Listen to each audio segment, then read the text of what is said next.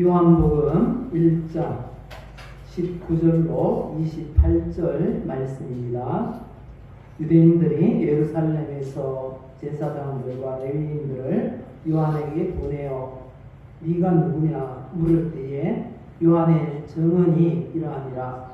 요한이 드러내어 말하고 숨기지 아니하니 드러내어 하는 말이 나는 그리스도가 아니라 한데, 또 묻되 그러면 누구냐 네가 엘리야냐 이르되 나는 아니라. 또 묻되 네가 그 선지자냐 대답하되 아니라. 또 말하되 누구냐 우리를 보낸 이들에게 대답하게 하라. 너는 내게 대하여 무엇이라 하느냐 이르되 나는 선지자 이사야의 말과 같이 주의 길을 곱게 하라고 광야에서 외치는 자의 소리로라 하니라. 그들은 바리새인들이 보낸 자라. 또 물어 이르되 네가 만일 그리스도도 아니요 엘리야도 아니요 그 선지자도 아닐 중데 어찌하여 세례를 베푸느냐. 요한이 대답하되 나는 물로 세례를 베풀거니와 너희 가운데 너희가 알지 못하는 한 사람이 있었으니 곧 내 뒤에 오시는 그이라. 나는 그의 신발끈을 풀기도 감당하지 못하겠노라 하더라. 이 일은 요한이 세례 베풀던 곳 요단강 건너편 베다니에서 일어난 일이니라. 아멘. 오늘 이 말씀은 요한복음의 본론을 시작하는 그런 말씀입니다. 본론을 시작하는 부분에서 언급된 이 기사가 빛의 증거자인 세례 요한이 자신의 정체성을 밝히는 내용입니다. 세례 요한이 구속사에 있어서 굉장히 중요한 인물이라는 증거인 것입니다. 그래서 오늘 주신 말씀을 통해서 빛의 증거자라는 제목 말씀을 전하겠습니다. 늘 하시던 대로 우리의 고백은 하나님께서 다 들으십니다. 그리고 우리의 삶이 인생이 되게 한다 말씀하십니다. 또 한번 고백하십시다. 나는 예수 믿어 구원의 복을 받았습니다. 나는 예수 믿어 건강의 복을 받았습니다. 나는 예수 믿어 중요한 인물이 되었습니다. 예수님을 잘 믿어서 성경이 말씀하시는 대로 중요한 인물이 되고 더 큰 은혜와 복을 받는 우리 모두가 되시기를 예수님의 이름으로 축복합니다. 오늘 본문의 배경을 보시면요, 당시 이 세례 요한의 등장은 온 유대 지역에 굉장한 이슈였습니다. 그의 사역도 세례를 베푸는 사역이었는데요, 그 영향력이 굉장히 컸어요. 왜냐하면 말라기 선지자 이후에 400년 동안 신구약 중간기인데 그 시대를 암흑기라고 합니다. 하나님의 말씀이 없어요. 계시가 없던 그런 시대입니다. 게다가 그 시기에 이스라엘은 이방 민족의 침략을 받다가 로마의 지배를 받게 되었습니다. 계속 나라가 속국으로 지속되다 보니까 메시아를 간절히 소망하고 있었습니다. 그때 이스라엘 백성들이 말하던 메시아는 다윗과 같은 위대한 왕이었어요. 힘센 왕이 등장해가지고 로마로부터 우리 이스라엘을 독립시켜줬으면 좋겠다, 그런 생각을 가지고 있었습니다. 그래서 그 당시 메시아 대망 사상이 굉장히 이 극도에 올라와 있었습니다. 그런 와중에 세례 요한이 등장한 것입니다. 그리고 회개의 세례를 베풀었을 때 굉장히 큰 충격과 감동을 받게 되었습니다. 그래서 수많은 사람들이 세례 요한에게로 몰려갔습니다. 백성들이 얼마나 세례 요한에게 기대가 컸던지 메시아가 아닐까, 저분이 메시아가 아닐까 그런 생각까지 했다고 말씀하십니다. 마태복음 3장에 보면 그런 말씀이 있습니다. 세례 요한에 관한 기사가 마태복음에도 기록이 되어 있거든요. 이때에 예루살렘과 온 유대와 요단강 사방에서 다 그에게로 나와 이렇게 말합니다. 모든 이스라엘 백성들이 세례 요한에게로 갔다는 거죠. 그리고 자기들의 죄를 자복하고 요단강에서 그에게 세례를 받았다 이렇게 말합니다. 특별히 이 바리새인들, 정치인들입니다. 사두개인들, 재벌들입니다. 정치, 경제로 움직이던 사람들이었어요. 이 사람들까지도 세례 요한이 메시아인가 해서 그에게로 나갔던 것을 볼 수 있습니다. 이런 상황이 되니까요, 유대 종교 지도자들의 촉각이 곤두섰어요. 저 요한의 정체가 뭔가? 진짜 메시아인가? 궁금증이 생긴 거예요. 그래서 그 요한의 정체를 파악하기 위해서 이 사람들을 파견하게 된 것입니다. 이런 배경에서 세례 요한이 자신을 나는 이런 존재요 하고 드러내는 말씀이 오늘 본문인 것입니다. 이 말씀에는 많은 교훈들이 있는 것이죠. 그 첫 번째 교훈은요, 성도는 하나님의 일꾼이라는 정체성을 가져야 한다라는 것입니다. 19절 우리 같이 읽어보실까요? 유대인들이 예루살렘에서 제사장들과 레위인들을 요한에게 보내어 네가 누구냐 물을 때에 요한의 증언이 이러하니라. 이 말씀에서 어떤 사람들이 세례 요한을 찾아왔다고 합니까? 성경을 보시면 제사장들과 레위인들, 이 사람들이 뭐 하는 사람들일까요? 종교 지도자들이에요. 그 당시 성직자. 그 당시에 성직자는 오늘날의 성직자는 와는 비교가 안 됩니다. 굉장한 기득권에 해당하는 그런 기득권층에 해당하는 사람들이었어요. 모든 이스라엘 백성들 전체에 존경을 받던 그런 사람들이었어요. 그런데 이들이 세례 요한을 찾아왔는데 그가 메시아인가? 이게 궁금해서 찾아온 게 아니에요. 이 사람들은 누군가 보내서 그렇게 찾아왔다는 거예요. 누가 보냈을까요? 9절에 보니까 유대인들이 보냈다는 거예요. 유대인들이 누굴까요? 유대인들은 겉으로 보기에는 유대 백성들을 가리키는가 싶은데 전개되는 내용을 보니까 이 유대인들은 그 유대 백성들을 가리키는 게 아니에요. 누군가 성경을 쭉 읽어보니까요, 오늘날의 국민을 대표하는 국회의원들의 모임이 뭡니까? 오늘날 국회의원들이 모여서 회의하는 그 길을 뭐라고 합니까? 국회라고 하죠. 국회. 그 국회와 같은 기관이 이스라엘에 있었어요. 그 기관이 뭔가 하면요, 산헤드린 공회라는 것입니다. 산헤드린 공회. 이 산헤드린 공회라는 이 의미는요, 함께 둘러앉는다라는 뜻입니다. 유대인들의 최고 통치 의결 기관이에요. 그러니까 이 전통적으로 이 산헤드린 공회에는 71명이 이 구성이 되어 있습니다. 유대의 최고 정치, 종교 지도자들의 모임이다라는 것이죠. 이 산헤드린 공회가 파송한 거예요. 제사장들, 레위인들을. 왜 파송했을까요? 당시에 이 세례는 이 성전에서만 그렇게 이 진행이 되어야 돼요.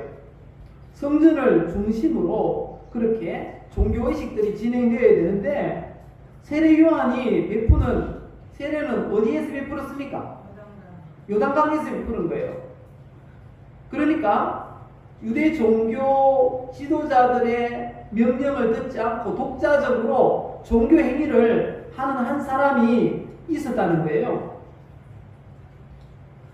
그 독특한 종교의식을 행하고 있던 요한이 어떤 인물인지, 그가 왜 그런 종교 행위를 하는 것인지 조사하기 위해서 구성된 그 조사단을 파견했어요. 근데 율법을 잘 알고 제사의식에 아주 익숙한 제사장들, 레위인들을 조사단으로 그렇게 세워서 보낸 것입니다. 그리고 사내들인 공회에서 파견한 제사장들, 이 레위인들이 세례 요한과 대화하는 내용을 한번 보실까요? 20절에 19절 마지막에 보면 네가 누구냐 이렇게 물었죠. 그러니까 20절에 요한이 뭐라고 합니까? 드러내어 말하고 숨기지 아니하고 어떻게 합니까? 하는 말이 나는 그리스도가 아니라. 그게 제일 궁금해서 당신들이 왔지라는 걸 아는 거예요. 많은 사람들이 세례 요한에 대해서 기대하고 있으니까 메시아인가? 이분이 메시아인가? 그런 생각을 하니까 그 말이 아마 들렸을 것 같아요. 세례 요한의 귀에도. 그러니까 드러내지 않고 아주 분명하게 명확하게 그렇게 말을 한 겁니다. 나는 그리스도가 아니라. 분명히 그렇게 말을 합니다. 그러니까 제사장 레위인들이 다시 묻습니다. 그러면 누구냐? 네가 엘리야냐? 나는 아니라. 그러면 네가 그 선지자냐? 아니라. 그러자 제사장과 레위인들이 다시 이 대답을 제촉합니다. 분명한 대답을 제촉합니다.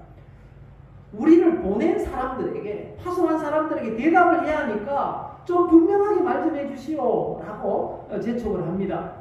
그러니까 22절 이하에 이렇게 말합니다. 또 말하되 누구냐? 우리를 보낸 이들에게 대답하게 하라. 너는 네게 대해서 무엇을 아느냐? 세례 요한이 대답합니다. 23절에 보니까요. 나는 선지자 이사야의 말과 같이 주의 길을 곱게 하라고 광야에서 외치는 자의 소리로라. 이렇게 대답을 했습니다. 그러면서 24절에 보니까 22절에 우리를 보낸 이들에게 대답하게 하라 이렇게 했으니까 보낸 이들이 누군가 궁금했을 거예요. 그리고 24절에 분명하게 드러냅니다. 그들은 바리새인들이 보낸 자라 이렇게 24절에 말합니다. 이 말씀은 사내들인 공의회 회원 중에 바리새인들이 대다수였다는 거죠. 그리고 이들이 당시 종교, 정치 지도자들이었다라는 것을 알 수 있습니다. 사실 제사장들, 레위인들은 누구를 위해서 일을 해야 하는 사람들일까요?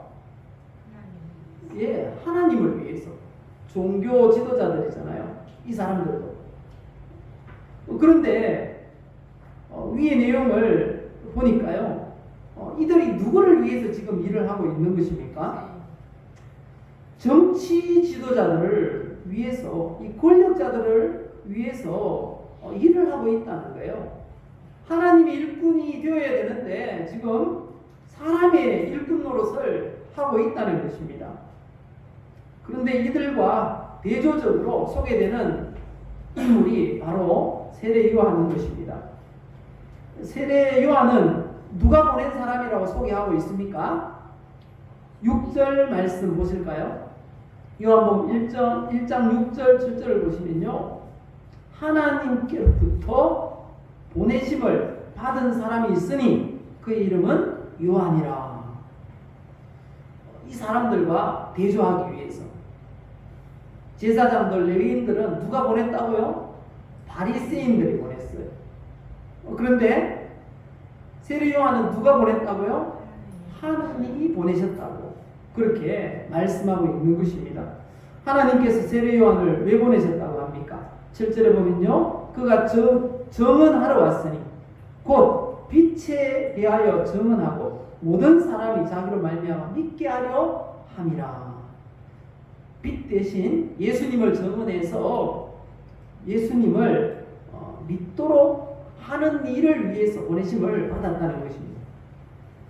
사랑하는 성도 여러분, 여러분들은 누가 보냈습니까? 그리고 누구를 위해서 일하십니까? 내가 누군가? 이 대답을 정체성이라고 해요. 내가 누군가에 대한 대답. 그 정체성이 분명해야 됩니다.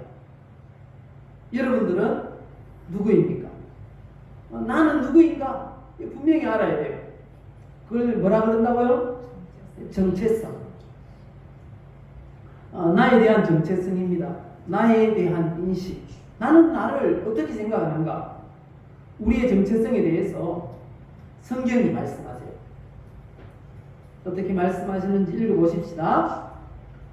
고린도전서 4장 1절이에요.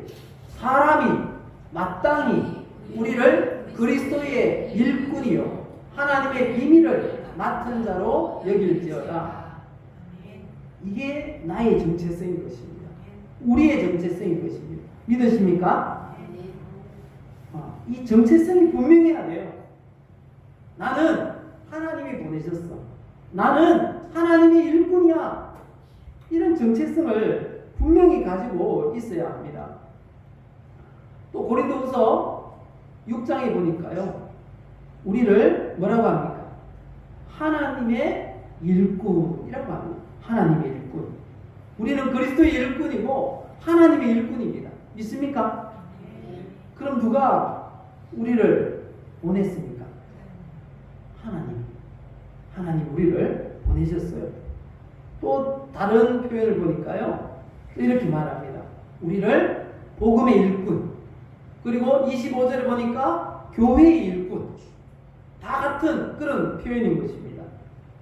그래서 우리는 내가 누구인가 분명히 대답할 수 있어야 되는 것입니다. 내가 누굽니까?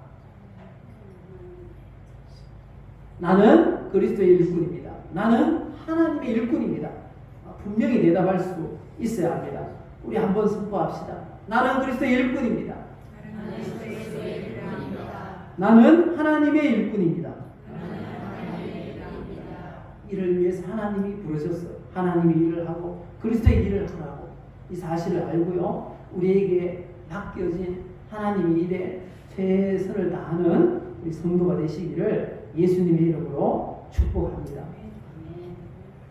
그리고 두 번째 우리에게 주시는 교훈은요. 영원한 조연이라는 인식을 가져야 한다는 것입니다. 주연이라는 말, 조연이라는 말 들어보셨죠? 주연은 뭡니까? 주인공 역할. 조연은요. 주인공도 아니고 또 그렇다고 한번 등장하고 마는 단역도 아닌 주인공을 빛나게 하는 역할을 하는 사람들이 조연인 것입니다. 오늘 본문에 소개되는 이 세례 요한이 바로 철저하게 조연의 역할을 잘 감당했어요. 오늘 본문을 읽다 보니까요. 세례 요한이 주인공처럼 보여요. 그런데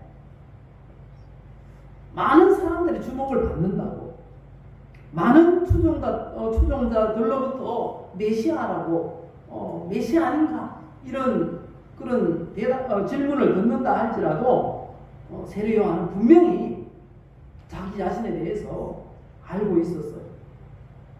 내가 주연이 아니야. 분명히 알고 있었어요. 그래서 20절에 말씀하시잖아요. 나는 그리스도가 아니요 라고 분명히 이야기를 합니다. 그것도 요한은 드러내어 말했다고 합니다. 드러내어 말했어요. 머뭇거리지도 않았고요. 하나도 숨기지 않았어요. 분명하게 말했어요. 나는 그리스도가 아니요. 나는 절대 그리스도가 아니요. 라는 말입니다. 그리고 내가 누구인지 나는 잘 알고 있어. 그런 뉘앙스가 포함된 말인 것입니다. 세례 요한이 이렇게 말한 것, 나는 인생이라는 이 드라마 가운데 내가 주인이 아니라는 거예요. 내가 주인공이 아니라는 거예요. 우리도 마찬가지입니다. 우리 인생 드라마에 우리가 주인공입니까? 주인공은 총 맞아도 안 죽어요. 그렇지 않습니까? 근데 우리는 그렇지 않아요. 살다가 보면 어려움도 당하고 또 여러 가지 어려움 속에서 헤어나오려고 애도 쓰고 갈등도 많고 그런 존재들인 것입니다. 왜 인생이 내 마음대로 안 될까요? 내가 주인이 아니라서 내 마음대로 안 된다는 거예요. 진짜 주인공이 계세요. 그 주인공이 누구신가? 세례 요한 분명히 말씀합니다. 예수 그리스도가 바로 주인공이라고 분명하게 말씀하십니다. 23절 보실까요? 자꾸 물어요. 이 유대 종교 지도자들이 보낸 사내들인 공회에서 파송한 제사장들 레위인들이 자꾸 물어요. 우리를 보낸 사람에게 대답해야 되니까 좀 당신이 누구인지, 당신은 누구라고 하는지 좀 알려주시오 라고 말했을 때 23절에 이렇게 대답을 하지요. 이사야의 말과 같이 주의 길을 곱게 하라고 광야에서 외치는 자의 소리라, 이렇게 대답을 했습니다. 소리가 어떤 모양이 있습니까? 한번 고함 지르고 나면 사라져 없어지잖아요. 그런 존재라는 거예요. 그것도 사람들도 별로 없는 광야에서 외치는 소리, 존재감도 없어요. 알아주는 사람도 없는 그런 존재라는 거예요. 자기 자신은. 그러니까 나는 내 인생 드라마의 주연이 아니요, 나는 조연이요 라고 하는 말인 것입니다. 우리의 인생 드라마의 주인공은 예수님인 줄 믿습니다. 자신을 주연이라고 생각하면 이단에 빠질 수 있다는 사실을 우리는 기억해야 합니다. 신천지 교주 이만희에게 이 PD 수첩 기자들이 찾아갔습니다. 왜냐하면 그 당시에 무료 성경 신학원을 운영하면서 수많은 사람들을 미혹했어요. 그래서 부모들이 자녀를 돌려보내달라고 피켓을 들고 데모를 하는 그런 때였습니다. 그래서 PD 수첩 기자가 찾아가서 이렇게 인터뷰를 했습니다. 총회장님은 영생 그런 것도 얘기한 적이 없고 재림 예수라고 자청하신 적도 없고, 그런데 신도들이 되게 오해를 많이 하고 계신 것 같아요. 이렇게 물었어요. 본인이 나는 영생한다는 얘기도 안 했다 이렇게 말하고, 나는 예수라고, 재림 예수라고 말한 적도 없다라고 거짓말을 해요. 그러니까 PD 수첩 기자들이 이렇게 질문한 거예요. 그리고 신도들은 총회장님께서 영생한다라고 강하게 믿고 있던데요 라고 하니까 이만희가 이렇게 말했어요. 그럼 막걸리 받아줘야죠. 고마우니까. 내가 자기 자신을 영생한다고 믿어주고 자기 자신이 재림 예수라고 믿어주니까 고맙다는 거예요. 이단은 이런 특징을 가지고 있어요. 자기가 하나님인 줄 알아요. 거짓말을 자꾸 듣다 보면요, 그게 진짜인 줄 알아요. 자기 자신도 세뇌가 버리는 거예요. 왜냐하면 마귀가 거짓의 아비잖아요. 자기 자신도 속아요. 그리고 영원한 지옥에 떨어지게 되는 거죠. 그런데 이것이 바로 세례 요한과 신천지 이 교주, 이단 교주의 차이점인 겁니다. 세례 요한은 나는 그리스도가 아니라 분명히 말했지만, 이단 교주는 그렇게 믿어주니까 고맙다고, 막걸리 받아줘야 되겠다고, 그렇게 말하는 거죠. 그러면 우리는 이 주님께서 이 세례 요한을 주연으로 이 세례 요한이 예수님을 주연으로 그렇게 인정하고 모시니까 믿으니까 주님께서 세례 요한을 주연으로 그렇게 인정해 주세요. 누가복음 7장 28절에 그렇게 말씀하십니다. 내가 너희에게 말하노니 여자가 낳은 자 중에 요한보다 큰 자가 없도다. 우리가 예수님을 우리 인생 드라마의 주인공으로 그렇게 믿고 신뢰하고 따른다면 우리 주님도 우리를 이렇게 주인공 대접을 해주시는 줄 믿습니다. 우리가 예수님을 우리 인생 주인공으로 만들어야 돼요. 모든 말과 행동에 있어서 주님을 빛나게 해드려야 된다는 것입니다. 그게 우리 조연들의 역할인 것입니다. 우리는 우리 인생 드라마의 조연입니다. 믿으십니까? 그 사실을 분명하게 인식해야 합니다.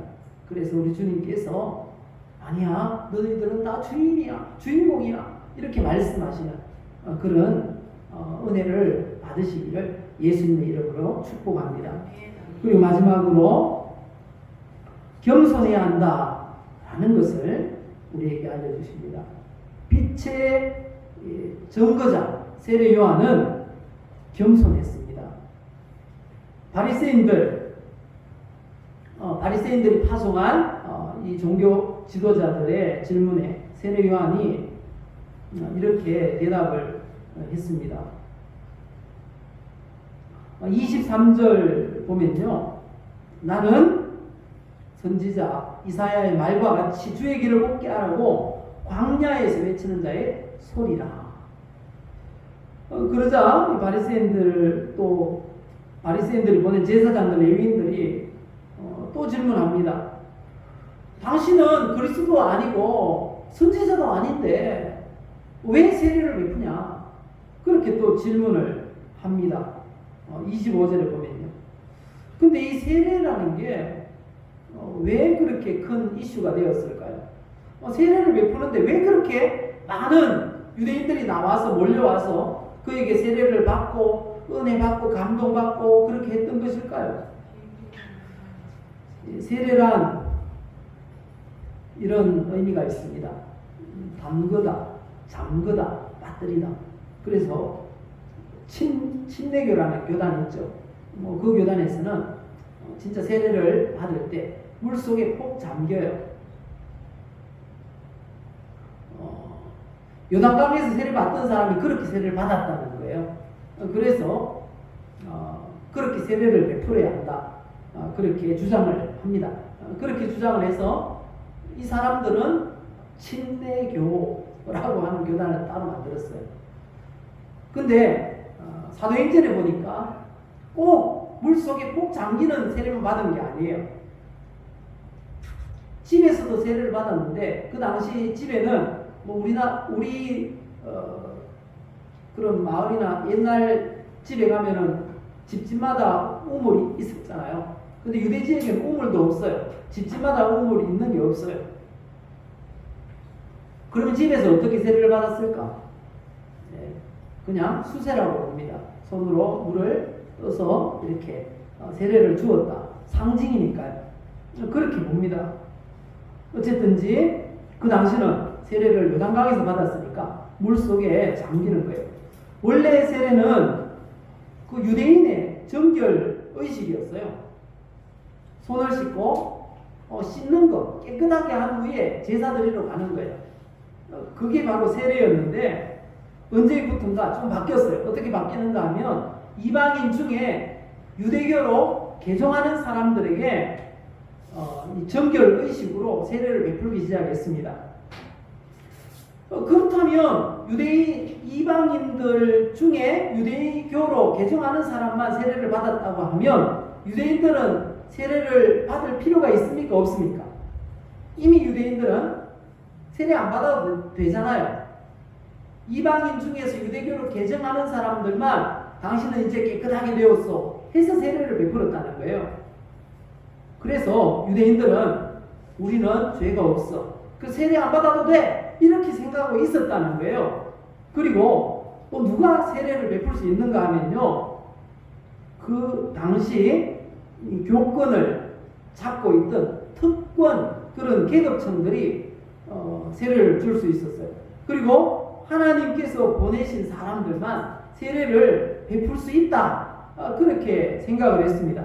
그런데 세례 요한은 아무런 권위가 없다는, 자격증이 없어요. 인허정이 없어요. 그런데 세례를 베풀었어요. 그것도 유대 백성들에게. 아니야, 우리도 다 죄인이야. 그래서 죄를 씻어야 돼. 메시아를 맞이하기 위해서는 회개해야 돼 라고 강조했다는 겁니다. 그랬더니 이스라엘 사람들이 큰 충격을 받았어요. 우리는 죄인 아닌 줄 알았는데 우리도 죄인이었네요. 그러면서 나와서 세례를 받았던 것입니다. 그리고 세례를 받을 때 놀라운 일들이 일어났어요. 예수님도 세례를 받으셨잖아요. 죄 없으신 분인데 세례를 받고 어떤 일이 있었습니까? 성령이 비둘기같이 예수님 위에 임했던 거예요. 많은 사람들이 어쩌면 그런 은혜를 경험했던 것 같아요. 내 죄가 씻어졌어. 그래, 감사하고 감격하고 은혜를 받고 하니까 막 사람들이 몰려왔던 것입니다. 그런데 문제는 그 당시 종교 지도자들이 볼 때 세례 요한은 어떤 사람이었을까요? 저 어디서 굴러온 돌이, 그렇게 되는 거예요. 저 어디서 굴러온 돌이,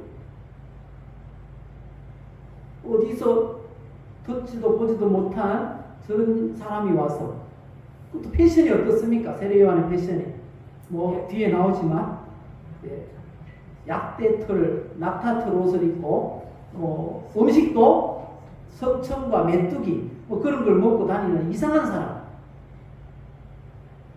그 사람이 세례를 준다고 하니까 사람들이 이상하게 생각했던 것이죠.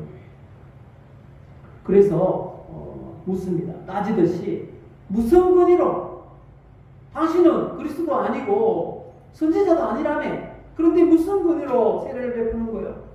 따집니다. 그때 세례 요한이 이렇게 대답을 했습니다. 26절 보실까요? 26절, 27절 보시면요, 요한이 대답합니다. 뭐라고 합니까? 나는 물로 세례를 베풀거니와 너희 가운데 너희가 알지 못하는 한 사람이 있었으니 곧 내 뒤에 오시는 그이라. 나는 그의 신발끈을 풀기도 감당하지 못하겠노라. 세례 요한은요, 굉장히 겸손한 모습을 지금 보이고 있는 것입니다. 당시에 부유한 가정에는 종들이 많았어요. 종들 중에서 가장 계급이 낮은 종이 하는 일이 뭔가 하면 주인이 외출했다가 돌아왔을 때 신발끈을 풀어서 발을 씻겨주는 그 종이었어요. 그런데 세례 요한은 그렇게 말합니다. 나는 예수님의 신발끈을 풀어주고 발을 씻어주는 그런 가장 계급이 낮은 노예감도 못 됩니다. 노예로도 마땅하지 않습니다. 부족합니다. 이렇게 대답을 하고 있는 것입니다. 우리 가운데도 이런 모습이 있어야 한다는 것입니다. 우리가 자격이 있어서 구원받은 건 아닙니다. 구원받은 게 100% 은혜예요. 무슨 이유인지 모르겠어요. 하나님이 우리를 구원하셨습니다. 그리고 우리가 교회 안에서 이렇게 직분을 받은 것도 하나님의 은혜입니다. 죄인 중에 괴수 같은 우리들을 하나님이 불러주신 것입니다. 그 사실을 아는 것이 겸손인 것입니다. 그래서 겸손한 사람들만 감사하며 신앙생활을 할 수 있어요. 겸손한 성도가 되어서 늘 감사하며 신앙생활하는 우리 예배자들이 되시기를 예수님의 이름으로 축복합니다. 세례 요한은 아무것도 가진 것 없어도 그냥 감사하며 주어진 그 사역을 잘 감당했어요. 겸손하기 때문에 가능한 일인 것입니다. 우리도 겸손해서 주님께서 베푸신 은혜를 알고 인정하고 그 겸손한 모습으로 감사하며 잘 섬겨서 세례 요한이 큰 칭찬을 받았어요. 그렇게 잘 감당해서. 어떤 칭찬을 받았습니까? 여자가 낳은 사람 중에 가장 커. 우리에게도 세례 요한처럼 우리가 겸손하다면 그렇게 말씀하실 줄 믿습니다. 겸손하게 감사하며 우리에게 맡겨진 모든 사역 감당하고 구원의 은혜 하나만으로도 감사하며 살아가는 예배자들 다 되시기를 예수님의 이름으로 축복합니다. 결론은 바로 이것입니다. 세례 요한을 통해서 우리에게 주시는 교훈, 하나님의 일꾼 정체성을 우리가 가져야 합니다. 그리고 영원한 조연이라는 인식을 해야 합니다. 겸손하게 신앙생활을 하라고 우리에게 교훈하십니다. 이 시간 우리 기도하십시다. 하나님, 빛의 증거자 세례 요한처럼 이렇게 신앙생활 하게 해주옵소서. 우리 함께 기도하시겠습니다.